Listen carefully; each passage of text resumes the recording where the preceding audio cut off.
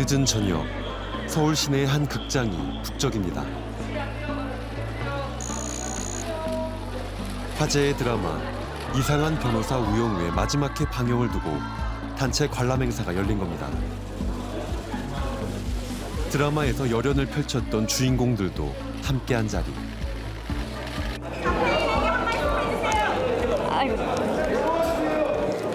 네, 이 세상에 많은 우영우 분들과 또 우영우가 아닌 많은 다른 분들께도 진심으로 감사하고 저도 또한 그분들을 열렬히 응원하는 바입니다. 제 이름은 똑바로 읽어도 거꾸로 읽어도 우영우입니다. 기러기 토마토 스위스 인도인 별똥별 우영우. 역삼요? 서울대 로스쿨을 수석으로 졸업한 변호사이자 자폐성 장애인인 우영우. 드라마는 자폐성 장애의 특성을 세밀히 묘사하는 한편 사회의 편견이나 차별을 당사자의 시각에서 담아내 호평을 받았습니다.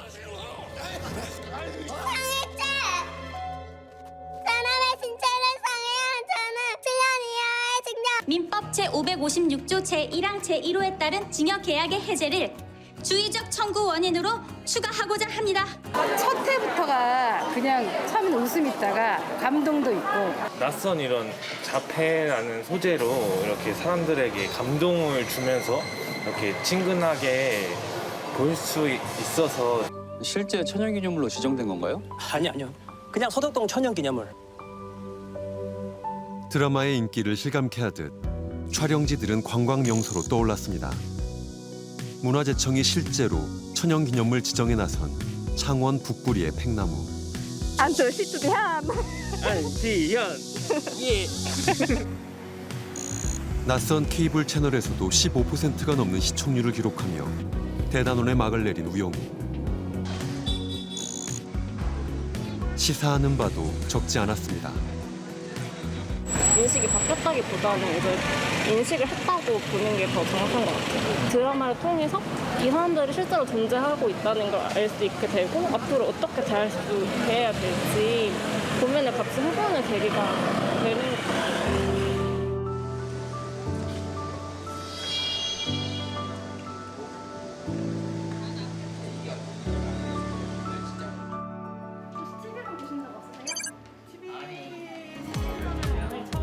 지난 6일 한 무리의 사람들이 KBS를 찾았습니다.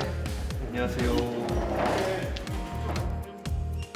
대학생과 프리랜서, 교수 등 사회활동을 하고 있는 이들의 공통점은 자폐성 장애를 가지고 있다는 겁니다. 장안의 화제 드라마죠. 이상한 변호사 우영우.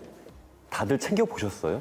조금씩 챙겨봤습니다. 한국 사회에서 자폐 관련 서사를 가장 진보적으로 한 건 이상한 변호사 우영우라고 생각해요. 그나마 문제 해결력에 관한 언급을 하는 거는 조금 좋은 시도인 것 같아요. 그동안 자폐인들이 문제 해결을 할 수 없다고 생각했던 사람들이 너무 많았기 때문이에요. 자폐성 장애는 능력 없고 다른 사람과 어울릴 수 없다. 이런 편견들이 아주 우리 사회는 아주 뿌리 깊게 박혀 있습니다. 그런데 이게 편견이라는 것을 보여줬다는 측면에 있어서는 그것도 역시 금전적인 측면이라고 볼 수 있을 것 같아요. 우영우 텍스트 자체는 괜찮을 수 있어요. 근데 그걸 바탕으로 해서 자폐 혐오 발언이라든가 자폐 특성에 대해서 잘못 인식하는 것, 정말 자폐에 대해서 한국 사회가 가지고 있었던 생각들이 무엇인지 이번 우영우를 바탕으로 해서 사실 드러나는 과정이었다고 봐요. 자폐 스펙트럼 장애란 다양한 신경 생물학적 원인으로 나타나는 뇌의 발달상의 장애를 말합니다. 대개 사회적 상호작용과 의사소통의 어려움을 겪지만 그 정도는 사람마다 다르게 나타납니다. 자폐인 변호사가 등장하는 이 드라마를 보면서 자폐인들에 대한 관심이 생겼다, 편견을 깨는 계기가 됐다는 분들이 있는 반면 한편에서는 아름다운 동화이자 판타지일 뿐 실제 자폐인들의 현실과는 너무도 다르다는 지적도 나옵니다. 우영우는 정말 환상에 불과할까요? 우리 이웃의 우영우들을 만나봤습니다. 서울의 한 복지재단.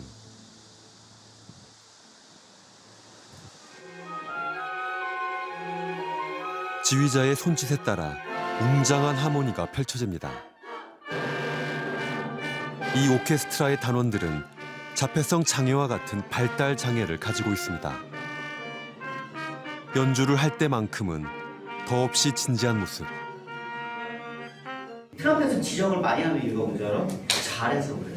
나는 잘하는데 이거 쉬운데 이렇게 생각을 하니까 정말 음악이 어우러지지 않는 본인만의 음악을 하고 있어.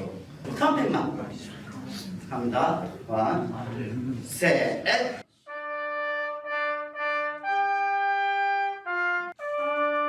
장애가 있다고는 믿기 힘들 만큼 실력도 출중합니다. 지금 이런 느낌이야.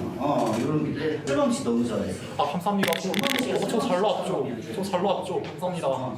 준범씨 너무 끊어져요. 감사합니다. 오케스트라 연주는 지휘에 따르고 서로에게 호흡을 맞춰야 하는 고도의 협업 과정입니다. 제가 딱 집중시키면 조용해졌다가 제가 스타트를 했을 때 같이 움직이고 이게 쉽지 않은 그런 특성들을 가지고 있거든요. 하지만 사회성이 키워지면서 오케스트라를 통해서 키워지면서 이게 계속 늘어나는 거예요. 전 세계 발달 장애인 최초로 미국의 카네기홀 존 F 케네디 센터에 오르는 등 그 실력을 인정받고 있습니다. 연주 외 다른 분야에서도 독특한 재능을 보이는 단원들이 있습니다. 창단 멤버이자 가장 먼저 대학에 입학해 후배들에게 희망을 준 영수 씨. 1919년 3월 1일은 무슨 요일이에요? 1919년 3월 1일.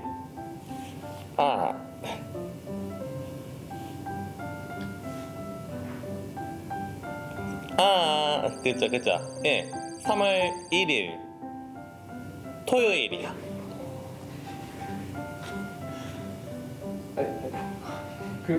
영수 씨는 달력 속 어떤 날짜든 요일을 맞출 수 있습니다. 1502년 8월 2일. 2일이야?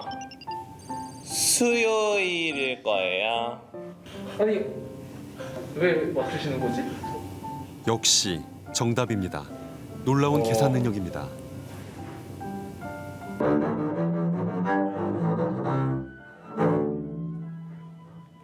더블 베이스 연주자인 정한 씨는 야구와 철도, 버스 노선에 오갑니다. 복정역, 그다음에 장지역, 그다음에 문정역.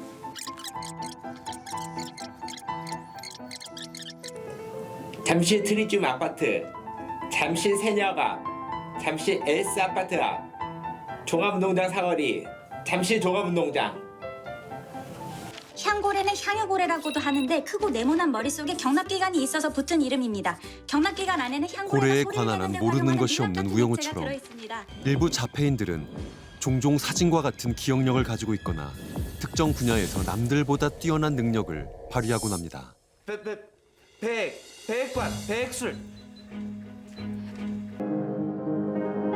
이른바 서번트 신드롬. 이는 자폐 스펙트럼 장애의 다양한 특성 중 하나지만 모든 자폐인들이 이렇지는 않습니다. 스펙트럼이니까 그것도 굉장히 다양하고 개인마다 프로파일이 굉장히 다양한 거예요.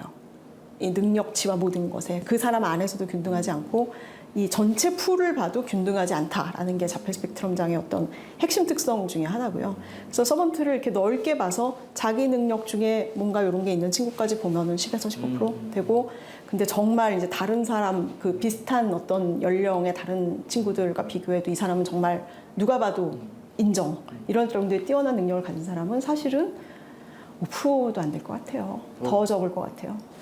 안녕하세요. 트럼펫을 연주하는 임재균입니다. 저는 플룻을 연주하는 임선균입니다. 한날 한시에 태어난 재균 씨와 성균 씨. 악기 외에도 쌍둥이가 함께 도전 중인 분야는 컴퓨터입니다. 최근에는 자격증을 따는 일에 재미를 붙였다는 두 사람. 국가기술 자격증 컴퓨터 그래픽스 운영 기능사. 지금까지 딴 자격증만 둘이 합쳐 33개에 달합니다. 처음에 컴퓨터 수업을 했는데 거기 선생님이 못할 거라고 저보고 수업 못할 거라고 해가지고 제가 장애인으로 보니까 맞아요. 저희 모두 장애인 등급 판을 받았다 보니까 무시하는 사람들이 좀 있어가지고 딱 보여주려고 그 자기가 그렇게 따게 된 거예요.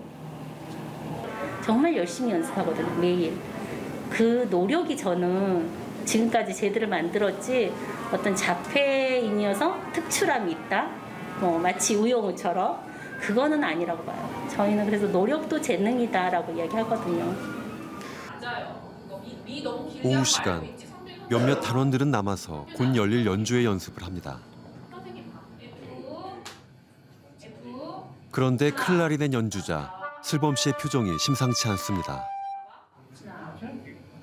낯선 공간에서 연주해야 한다는 말에 부쩍 불안한 모습을 보이는 슬범 씨. 거기는 엘리베이터를 탈 수가 없어요. 외국인. 수상하다 싶으면 내가 다 처단할 테니까 걱정하지 마세요. 우와, 선생님 멋있다. 그리고 이제 새로운 어떤 곳에 가면 거기서 이제 만나는 사람들이 자기를 바라보는 시선이 좋지 않은 걸 어느 순간 안 것 같아요. 그래서 이제 뭐 지하철 타고 가다가 엄마 저 사람이 나를 이렇게 째려봤어요 라든가. 단원들 중에서도 유일하게 자립 생활을 시도 중이라는 슬범 씨. 그런 그에게도 세상은 여전히 낯설고 두려운 것들로 가득합니다.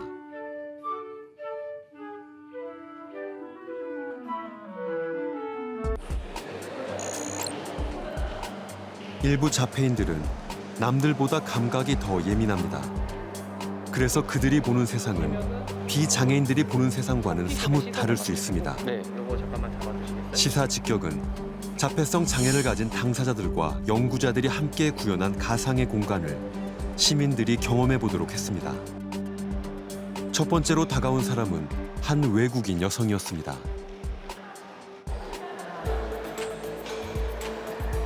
이분 남짓의 짧은 영상이지만 그녀는 끝까지 보지 못한 채 중단했습니다.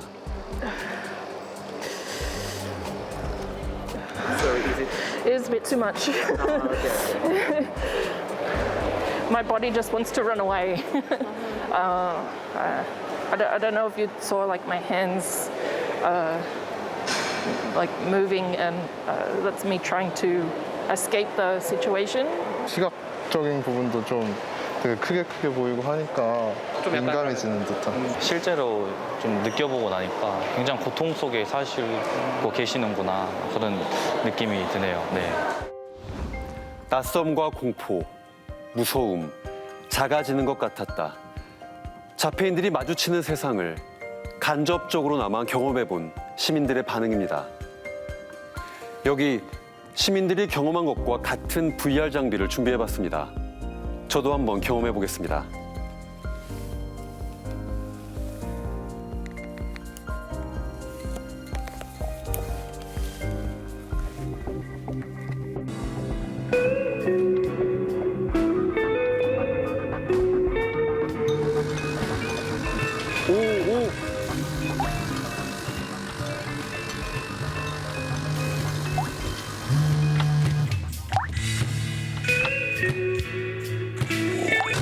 사방이 지금 정신이 하나도 없습니다.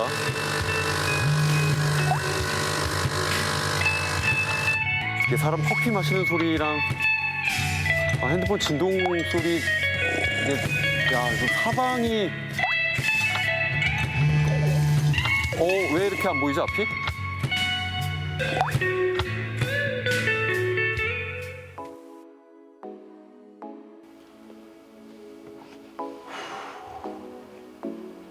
간접적으로나마 경험해보니 긴장과 불안의 연속이었습니다. 생활소음인 휴대폰 진동 소리, 주변 아이들 발 구는 소리조차 평소보다 크게 들렸습니다. 앞서 만난 오케스트라 단원들 역시 누군가는 소음에, 또 누군가는 촉각에 민감하게 반응하는 등 저마다 다른 고통을 겪고 있습니다. 홀로 해외여행을 가거나 자립생활이 가능한 단원도 있지만 일상생활 전반에 걸쳐 여전히 보호자의 도움이 필요한 단원들도 있었습니다. 이처럼 자폐성 장애의 폭이 넓기에 자폐 스펙트럼 장애라는 표현을 쓰는 것이죠. 스펙트럼의 한쪽 끝이 우영우라면 다른 자폐인들은 어떨까요?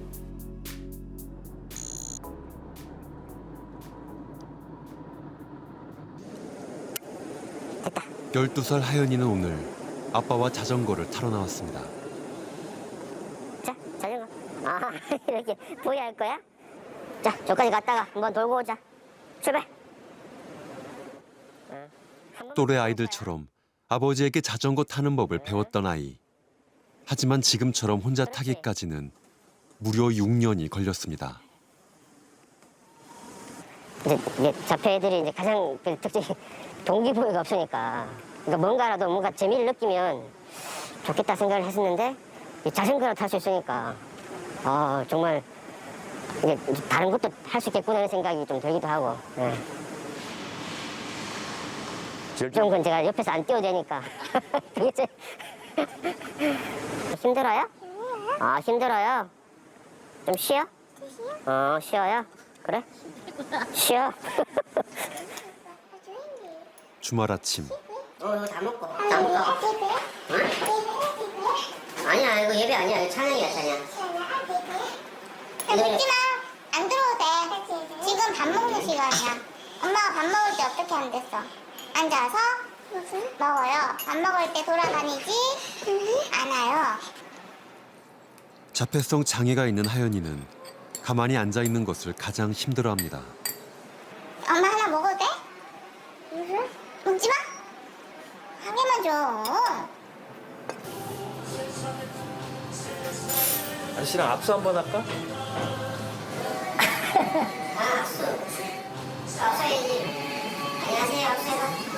압수할까? 근데 씨는 뭐 만화 같은 거 안 봐요?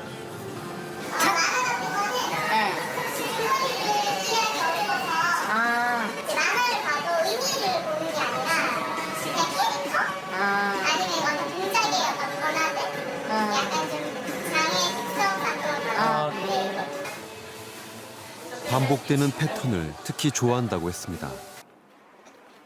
영상 보랴, 밥 먹으랴, 바쁘게 움직이던 하연이가 다시 식탁 앞에 앉는가 싶더니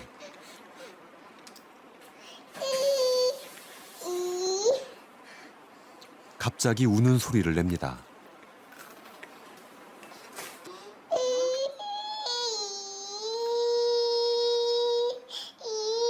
무엇이 마음에 들지 않았던 걸까?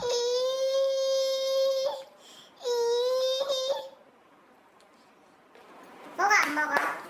먹어 안 먹어? 안 먹어? 자 그럼 이리 와. 이거 정리할까? 울지 말고 말해. 정리할까요? 먹을 거예요? 먹을 거예요? 그럼 울지 말고 먹어. 네. 울지 말고 다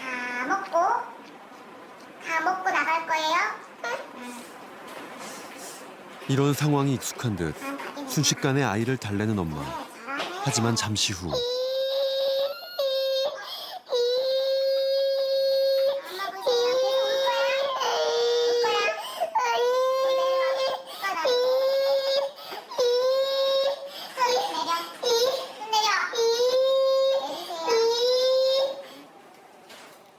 자의 행동이 더 심해지기 전 엄마는 최후의 수단을 동원합니다. 방에서 마저 울고 나올 수 있도록 자신만의 시간을 주는 것. 전문가의 조언 아래 다양한 방법을 시도해본 끝에 찾은 대처법이라고 했습니다.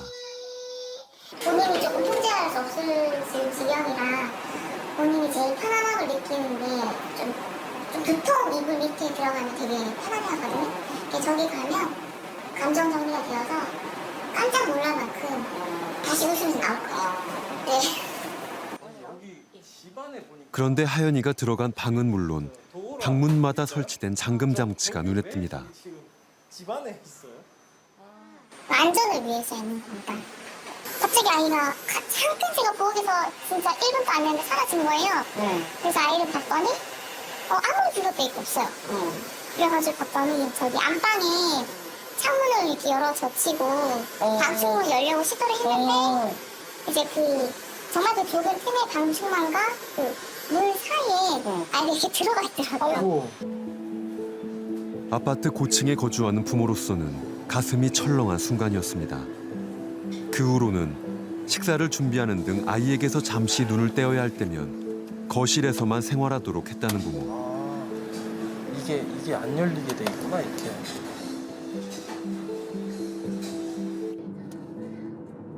하연이는 방학 중에도 차로 1시간 거리인 치료센터를 다니고 있습니다. 시각과 촉각이 예민한 하연이는 창밖의 풍경을 보는 대신 거울 속 자신의 얼굴을 들여다봅니다. 하연이가 불안할 때 안정감을 줄 수 있는 오리털 패딩도 필수품입니다. 일주일에 2번 그다음에 음악 치료, 그다음에 심리 치료. 한 250원 이상 나갈 것 같은데. 매달이요? 네. 1년이 넘게 하연이의 언어와 인지 능력 발달을 돕고 있다는 센터. 수영장에서는 뭐 할 수 있어? 어떻게 하는 거지? 수영 어떻게 하는 거지? 헤엄쳐요? 맞았어. 말은 어떻게 울어? 말. 아이는 현재 어떤 상태일까? 뭐 문제 행동을 했을 때 어머님 이제 아버님이 이제 걱정스러우시니까 뭐를 어떻게 해줄까 아니면 학교에서도 이제 그런 부분들이 많이 빈번하게 발생을 하다 보니까 뭔가 할 수 있는 사람임에도 불구하고 계속 하지 못하게 되는 사람, 조금 더 도전할 수 있는 환경을 만들어 보자 해서 이제 그런 것들을 바로 조금 그때. 해서 손나 그러니까 왜 그래? 손나. 갑작스러운 아이의 행동. 손나 빨리. 왜 그래? 뭔가 너무 오래 기다렸어. 그래서 그러는 거야? 예. 손나 빨리. 미안해. 미안해. 미안해요 해. 미안해요. 많이 기다려서. 아이고. 예. 지금 상황에서도 사실 이런 것들은 사회적으로는 용납되는 행동은 아니잖아요. 이제 그런 거를 했을 때 그러면은 해서는 안 되는 거지만 하고 나서도 어떻게 내가 처리를 할 건지 이제 그런 부분들을 이제 행동을 연습을 하는 거예요. 뭐 미안해요. 네. 말이 늦게 트이긴 했지만 별탈 없이 자랐다는 하연이. 3살 때부터 여러 병원을 다녀봤지만 자폐성 장애 진단을 받은 건 4살이 넘어서였습니다. 위험해. 일어서서 탈래? 그때는 이 아이가 아이로 안 보이고 장애로 보이는 거예요. 그래서 이 장애라는 껍질을 벗겨야겠다는 생각밖에 안 들었는데 그 다음에 이제 이 아이가 눈에 딱 들어오는 거예요. 그래서 얘가 장애가 있든 없든 간에 죄송해요. 그래. 똑같은 내 자식인데 그때서 이 아이가 딱 눈에 보이기 시작하면서 그러면 어떻게 해야 될까? 무엇을 해야 될까? 이런 좀 고민을 하게 됐죠. 진단 직후부터 백방으로 발품을 팔아가며 애써왔다는 엄마. 지난 7년간 매일같이 아이의 상태를 기록해놓은 노트며 자료들이 쌓여 있습니다. 이렇게 매일매일 시간대별로 다 기록을 했어요. 하나의 목표를 잡아서 이렇게 해가지고 다행히 최근에는 긍정적인 행동이 부쩍 늘었다는 하연이. 하지만 아이가 성장할수록 엄마의 걱정은 커져갑니다. 지금은 또 우리 부모가 감당할 수 있는 만한 체력과 또 정신력도 있고 또 열심히 그 경제 활동도 하고 있는데 우리 아이들은 이제 학교를 마치고 사실 갈 곳이 없어요. 이렇게 뭐 주간보호센터라고 있긴 한데 그것도 아주 일부고 그 안에서도 선발하거든요. 선발하고 연한도 정해져 있고 뭐 4년이고 5년씩 나와야 되고 선발의 기준이 그거죠. 존중은 안 받겠다는 거죠. 학령기를 지난 성인 자폐인과 그 가족들은 어떤 삶을 살고 있을까?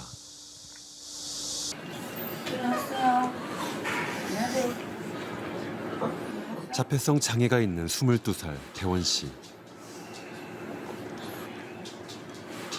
자고 일어나면 항상 이불을 저기다 둬야 돼요. 저기 이불이 침대 위에 있으면 불안한가 봐.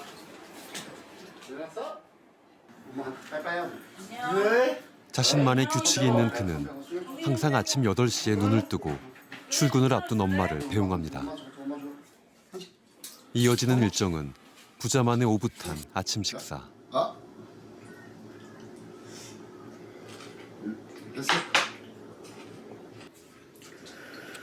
겉보기에는 신체 건강한 20대 청년이지만 혼자서는 밥을 먹을 수 없는 배원 씨. 숟가락을 들 수는 있지만 한 번에 뜨는 양을 조절하지는 못합니다. 오케이. 소세 잘 먹자. 으쌰. 아빠도 안 먹고. 덕분에 밥 먹는 시간은 늘 남들보다 2배가 걸립니다. 일어나면은 지하고 밥 먹고 씻고 지하고 샤워하고 이제 닦여주고 뭐 이렇게 약 발라주고 약 먹고. 촉각이 예민한 배원 씨는 양치하는 법도 익히지 못했습니다. 아버지로서 덩치만 큰 아이를 22년째 키우고 있는 셈입니다. 혼자서 양치는 못하시나요? 못하지. 그게 양치를 안 하는 게 이빨이 다쳐가지고 5살 때 치과에 가서 입가고 지금 한 17년 정도 치과를 못 갔어요. 치과에 가면은 막 도망을 36개 주랑을 빌려다니나. 그 발달장애인 최고 걱정이 그 치과 때문에 최고 걱정이에요. 배원 씨가 자폐 진단을 받은 5살 이후 가족의 삶은 송두리째 뒤바뀌었습니다. 엄마가 가족의 생계를 책임지는 동안 아버지는 장애인 부모회를 만들었고 학교를 졸업한 후 갈 곳 없는 배원 씨를 위해 시설도 세웠습니다. 그리고 지금은 발달 장애인들을 위한 다양한 프로그램을 운영하고 있습니다.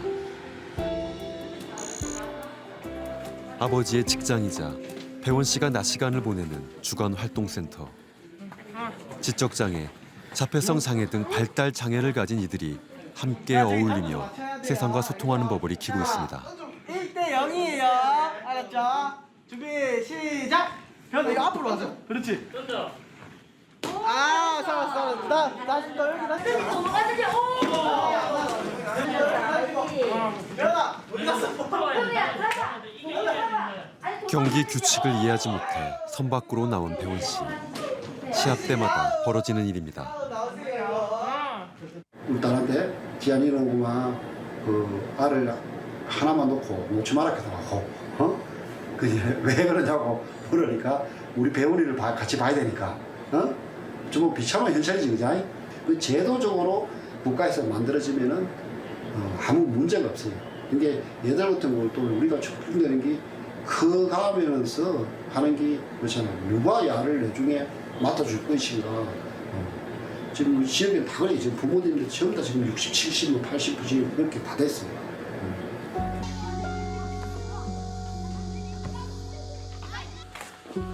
아버지보다 일찍 귀가하는 배원 씨를 돌보는 건 이모의 몫입니다. 등산 걷고 들어가세요. 어린 시절부터 틈틈이 배원 씨를 봐왔던 이모는 얼마 전 배원 씨를 위해 활동 보조사 자격증도 취득했습니다. 평일 3시간, 주말 중 하루는 8시간씩 배원 씨를 돌보고 있습니다. 원래 활동보조 하시는 분이 있었는데요. 그분이 이제 시간이 짧잖아요. 그러면은 배원이 아빠랑 언니는 일하다가 다시 또 배원이를 데리러 가야 됐거든요. 그래서 이제 제가 시작을 하게 됐죠.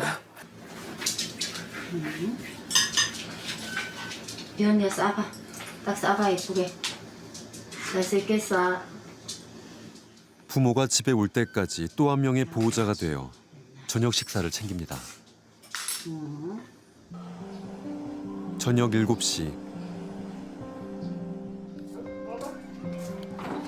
아버지의 퇴근 시간에 맞춰 마중을 나오는 것도 배원 씨의 중요한 일과 중 하나입니다. 네. 배언니 안녕. 이모랑 인사하고 이제 아빠 왔으니까 고생했습니다. 안녕. 아빠 오면 내 모른 척한다. 아빠를 진짜 좋아해. 힘든 시기를 거치면서도 화목함을 잃지 않는 가족. 그렇게 온 가족의 이어달리기는 벌써 22년째 계속되고 있습니다. 이번엔 퇴근한 엄마가 이어받을 차례. 뭐가 있어서 또 어디야? 또 어디 보세요? 손. 연아 일로 와. 여기 갖다 놔. 자기 자리로 갖다 놔. 꼭 그 자리에 들어가 있어야 해요. 그런데 또 다른 고민이 생겼습니다. 배원 씨의 누나가 출산을 하면서 빈자리가 생겼고 한동안 사라졌던 배원 씨의 자해 행동이 다시 시작됐다는 겁니다. 비효비계 어디 있어, 연아? 이제 내 스트레스가 본인도 얼마나 많겠어요. 근데 그거를 풀려고 하니까 이게 스스로 이제 자기 손등을 물었죠. 여기 물어가지고 여기가 굳은 살이 배겨 있었어요. 그리고 저기 냉장고에 보이시죠? 저기 구멍 뽕뽕뽕 보이시죠? 머리 박은 거예요. 배원님이 이렇게. 예. 이게 지금 볼록볼록 보이는 게 다 그러니까 자기가 이제 이게 표현을 못 하니까. 덩치는 큰 어른이지만 어린 아이에 머물러 있는 배원 씨가 자칫 큰 상처를 입지는 않을지 걱정이라는 부모. 그 심정을 누가 헤아릴 수 있을까? 사람들은 그냥 애를 보면 된다고 생각해. 내보고 뭐 술 한잔 저녁에 하러 가자 해. 그럼 나는 애 때문에 안 된다고. 그러면서 이제 사람들은 이해를 못하는 게 애고 집에 혼자 놔두면 되지. 예? 그렇게 이야기를 해. 근데 이렇게 얘한테 모든 게 다 집중해서 이렇게 하려는 게 신경 쓰고 이러니까 이게 사실 뼈수로 힘든 일이에요.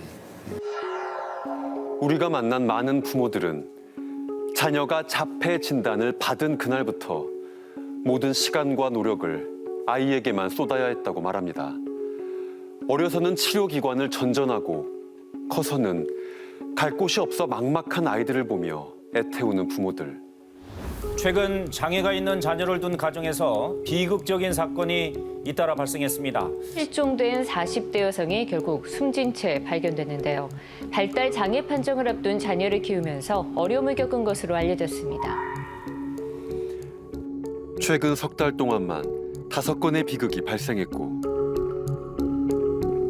불과 사흘 전에도 2살배기 아들을 살해한 30대 여성이 스스로 목숨을 끊기도 했습니다.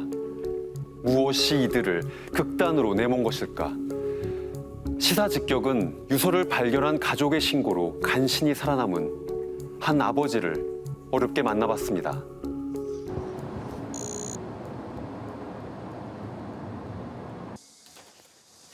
지방의 한 임대 아파트. 안녕하십니까. 저 KBS 방송입니다. 9살 재우와 아빠가 살고 있는 곳입니다. 방금 아이의 목욕을 마치고 나온 아빠. 자폐성 장애를 가진 아이는 낯선 사람을 보고도 아무런 반응이 없습니다. 안녕.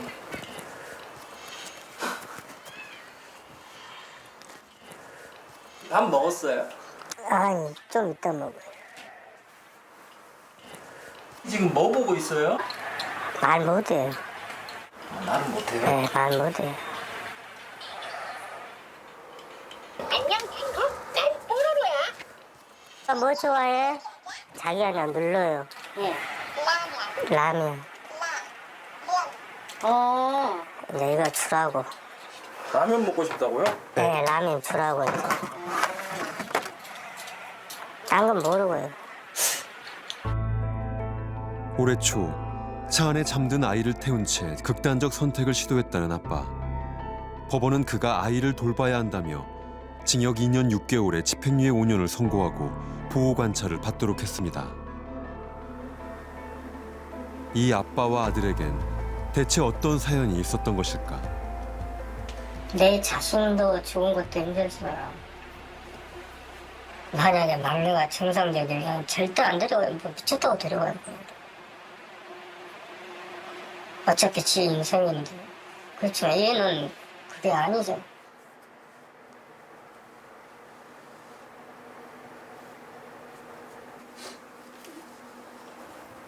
부인과 이혼 후 세 아이 중 장애가 있는 막내 아이만 맡아서 보살펴왔다는 아빠. 제가 허리 아프기 전에는 그렇게 힘들게는 그냥 그럭저럭 남들같이 평범하게 살았어요. 근데 이제 제가 아파버리니까 일을 못하니까. 사업 실패로 빚만 쌓인 상황에서 허리 수술이 잘못돼 일자리마저 구할 수 없었다는 것. 처음에는 이제 거의 카드에서 뺐죠. 제 한계까지. 그러다가 이제 카드도 이제 어떻게 안 되니까 어디 맺을 데도 없고 부모님도 나이 드시고 여동생이 있다고 해도 여동생이 평생 나이도 어린애 뒷바라지는 못할 때고 숟가락으로 먹어. 아무리 고민해도 자폐성 장애를 가진 막내 아들을 맡길 만한 사람을 찾기 어려웠다는 아빠.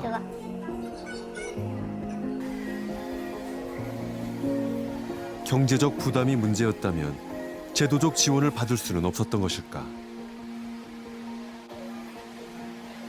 이게 우리나라 이제 시스템을 몰랐는데 우리나라 시스템 본인이 가서 다 해야 돼. 나라에서 이렇게 알아서 주는 게 아니라 본인이 다 작성해야 이렇게 올려야 주는 시스템이더라고요. 어떻게 이제 하나하나 이제 내가 힘드니까 그래서 이제 다 이때까지는 몰랐는데 이제 알아갖고 이제 이렇게 신청하는데 이러하자. 학령기인 중증 발달장애 아동의 경우 방과 후 활동과 재활치료, 활동 지원과 같은 여러 가지 지원 제도가 마련되어 있지만 주무부처도 예산도 따로따로 흩어져 있습니다.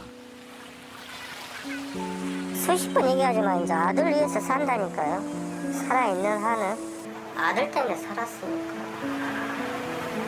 평생 지고 가야지. 죽을 때까지 잘해야지.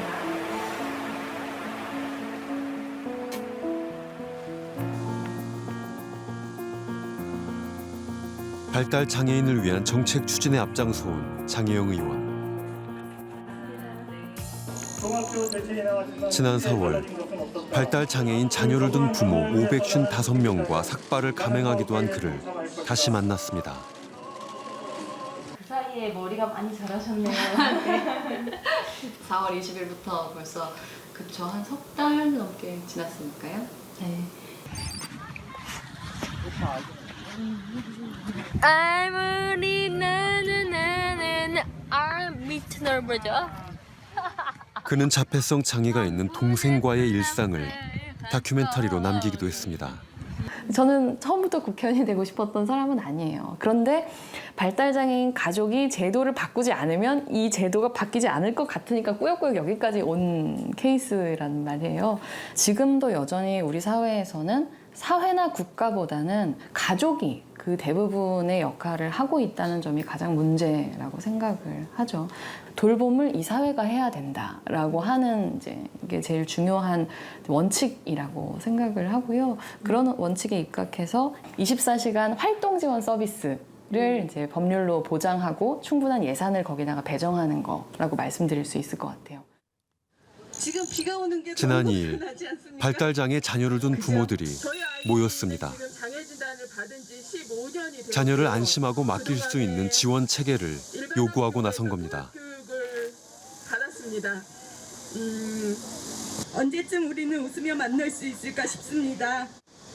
우리 아이가 장애 판정을 받은 그 순간부터 치료, 학교 그 어느 것 하나 쉬웠던 적이 없었습니다. 우리 우영우만 바라보지 말고 내 옆에 있는 그리고 우리 지역사회에서 살고 있는 진짜 발달 장애인의 삶을 이제는 돌아봐 주시기를 바랍니다. 잇따라 들려온 발달 장애 가족들의 안타까운 소식에 매주 화요일마다 집회를 이어나가기로 한 부모들.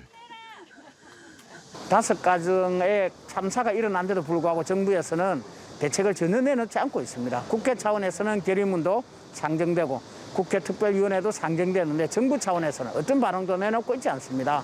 저는 무정부 상태인 것 같습니다. 발달장애인 부모들에겐 정부가 없다. 이렇게 이야기하고 싶습니다.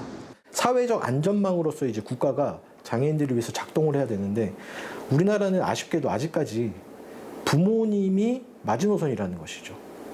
그래서 많은 부모님들이 그 자기가 그 자녀보다 하루 더 사는 게 소원이다라고 말씀을 하시고 우리가 지금 뭐 선진국 반열에 들어갔다라고 하지만 아직까지 뭐 제 기억으로는 90년대와 지금과 뭐 부모님들이 아직까지도 삭발하고 거리에 나가시고.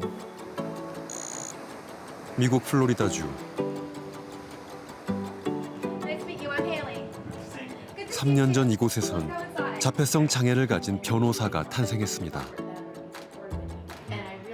27살의 헤일리 모스. 대학에서 심리학을 전공하고 로스쿨에 진학한 그녀는 졸업 후 반년 만에 변호사 자격증을 따고 대형 로펌에서 일했습니다.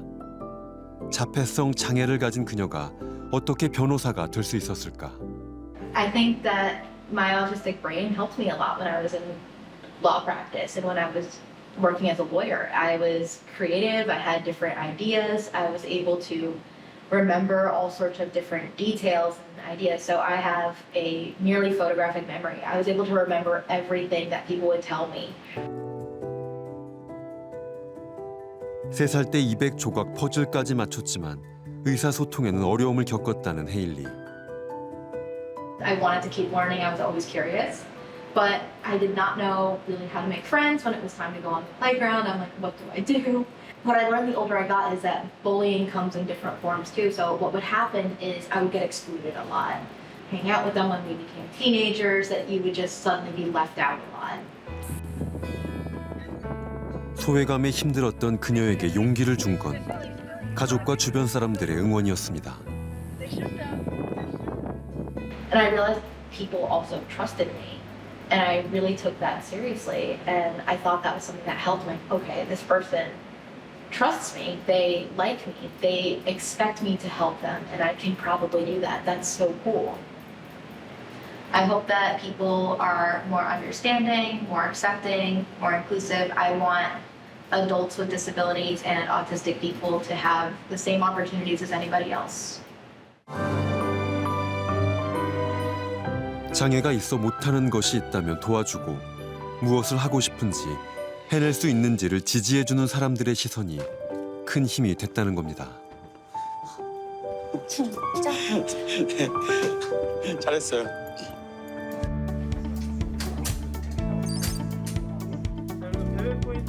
의사소통과 사회성에 어려움이 있어도 취업이 가능한 직장. 발달 장애인 직원이 비장애인보다 2배 이상 많은 사회적 기업입니다.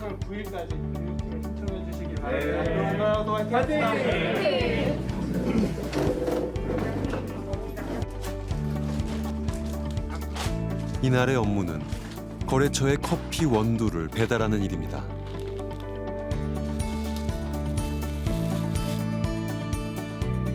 가방을 5개 도착합니다. 안 무거워요, 진짜? 조금 무겁습니다. 괜찮아요. 거짓말을 못 하시는구나. 일부 자폐인들이 지하철을 좋아한다는 특성에 착안한 배송 업무. 장애가 있으니 할 수 없다가 아니라 이들이 무엇을 좋아하고 할 수 있는가를 고민해 마련된 일자리입니다. 하루에 몇 번 배달해요? 2번. 혹시 배달하는 거 힘들지는 않아요? 힘들지 않아져요. 힘들진 않아요? 네. 같은 시각 저마다 정해진 공간에서 업무에 몰두해 있는 직원들. 정해진 원칙과 규칙적인 것을 좋아하는 자폐 특성을 살려 다양한 업무를 쪼개고 분업화에 배치했습니다. 딱히 제가 크게 검증된 게 없음에도 불구하고 매니저님께서 오히려 일을 많이 시켜주셔서 그런 점이 더 좋았던 것 같습니다. 일하는 게 노는 것보다 오히려 즐거운 것 같아요. 만약에 일 안 하고 놀았다면 돈도 못 벌었을 거고. 저는 이렇게 일을 열심히 하다 보니까요 편한 것 같아요. 어떤 점이 변했을까요? 이렇게 사원분들이랑 이렇게 대화도 나누고요. 배송도 가고요. 많이 변한 것 같아요. 현재 대한민국에서는 발달장애인 10명 중 3명만이 일자리를 가집니다. 장애가 있다는 단 하나의 이유만으로 취업문을 두드려 볼 기회조차 주어지지 않는 경우가 허다한 현실. 자폐인 당사자들의 목소리에 더 귀를 기울여야 하는 이유입니다. 우영우 변호사를 보고 자폐인을 평가하시면 안 되고요. 저나 여기 있는 분들이 자폐인 대표한다고 할 수도 없고요. 케이스 바이 케이스인 존재들이라고 보셔야 합니다. 그것 때문에 우리가 자폐 스펙트럼이라고 규정하고 있는 것이라는 걸 좀 시청자 여러분들 좀 많이 알아주셨으면 좋겠네요. 어떤 약점보다는 정말 강점이 기반이 돼가지고 지적 자폐성 장애인이 사회에서 다른 사람들과 어울릴 수 있는 그런 기반이 정말 이렇게 마련될 수 있는 권리 주체로서의 그런 정책들을 정말 그 정부가 당사자의 목소리를 들어가면서 정말 고민하고 같이 당사자와 같이 논의해가면서 만들어 나갔으면 하고요. 있는 그대로의 그런 한 존재, 사람으로서 보시기를 저는 간곡히 말씀드리는 바입니다. 예.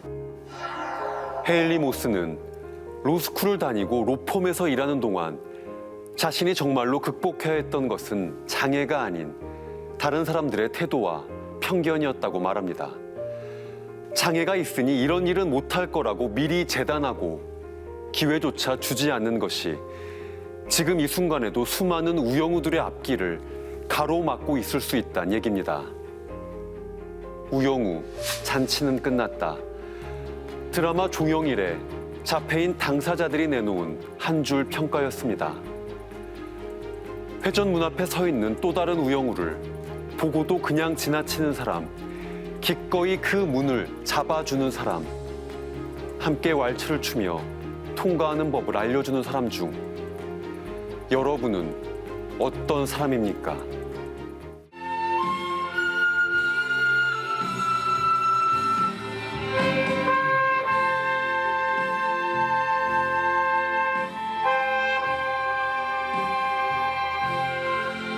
인터뷰하다가 딱 준비를 했다 이거죠.